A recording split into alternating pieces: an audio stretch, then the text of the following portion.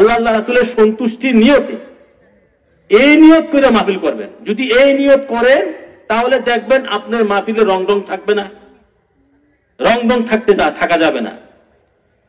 আল্লাহ রাসূল রাজি করা বহুত কঠিন ব্যাপার।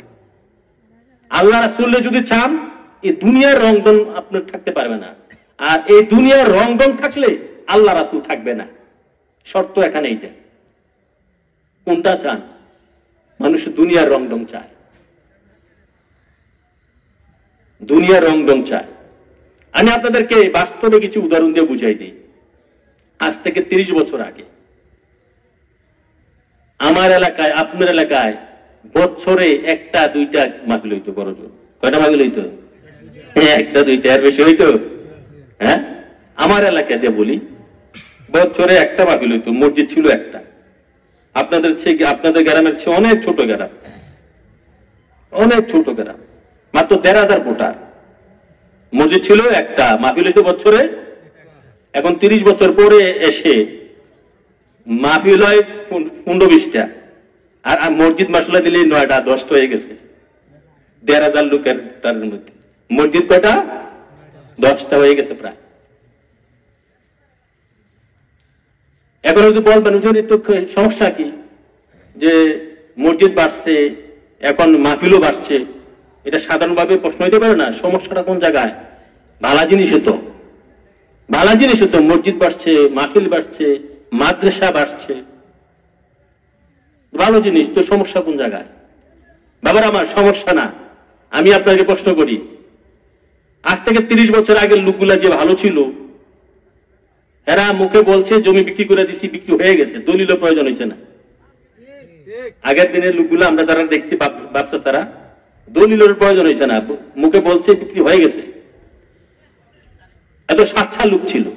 তো 30 বছর আগের যে একটা মাহফিল হইতো, একটা মসজিদ ছিল, কোনো মাদ্রাসা ছিল না, তখনকার লোকগুলা ভালো ছিল নাকি 30 বছর পরে এসে যেখানে 10টা মসজিদ হয়েছে একটা গ্রামে, 15-20টা মাহফিল একটা গ্রামে, ছোট গ্রামে, 4-5টা মাদ্রাসা ছোট্ট একটা গ্রামে, তাহলে এখনকার লোকগুলা ভালো না 30 বছর আগের লোকগুলা ভালো? ব্যাপারটা কি? তখন তো মাত্র একটা মসজিদ ছিল, একটা মাদ্রাসাও ছিল না, মাদ্রাসা ছিল না গ্রামে, এখন 4-5টা মাদ্রাসা। তারপরে কোন একটা মাহফিল হইতো 30 বছরে একটা, এখন এতগুলা মাহফিল হয়, এতগুলা মাদ্রাসা, এতগুলা মসজিদ হওয়ার পরও লোকগুলা কেন ভালো না? আগের তুলনায় লোকগুলা কেন খারাপ? আগের লোকদের তুলনায় বর্তমান লোকগুলা কেন খারাপ? একমাত্র আমরা যে মসজিদ মাদ্রাসা মাহফিল করেছি সেটা আল্লাহ আল্লাহ রাসূলের জন্য করি নাই, লোক দেখানো করছি, প্রতিযোগিতা করে করছি, প্রতিযোগিতা করে করছি। আল্লাহ আল্লাহ রাসূলের সন্তুষ্টির জন্য, আল্লাহ আল্লাহ রাসূলের সন্তুষ্টির জন্য মাদ্রাসা করি নাই, মসজিদ করি নাই, মাহফিল করছি না।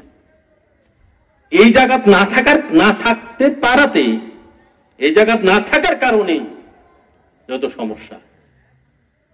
আর এই জায়গা থাকতে পারলেই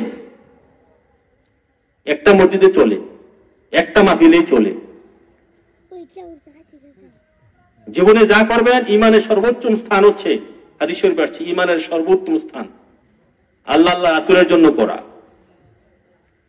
যা কর মানে ভালো কাজ, যত ভালো কাজ আছে আল্লাহ আল্লাহ রাসূলের জন্য করবা। যত ভালো কাজ আছে আল্লাহ আল্লাহ রাসূলের সন্তুষ্টির জন্য করবা।